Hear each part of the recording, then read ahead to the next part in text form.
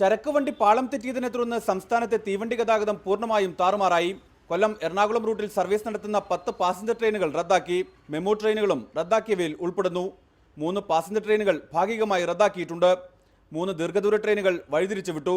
Thiruvananthapuram Hyderabad Sabari express Tirunelveli മധുര വഴിയാണ് service നടത്തുക. Tirunelveli Hapa express Madurai Pollachi വഴി ഷൊർണൂരിലെത്തി പിന്നീട് സാധാരണ റൂട്ടിലൂടെ സർവീസ് നടത്തും. തിരുവനന്തപുരം ലോകമാന്യ തിലക് നേത്രാവതി എക്സ്പ്രസും ഈ രീതിയിൽ വഴിതിരിച്ചു വിട്ടു.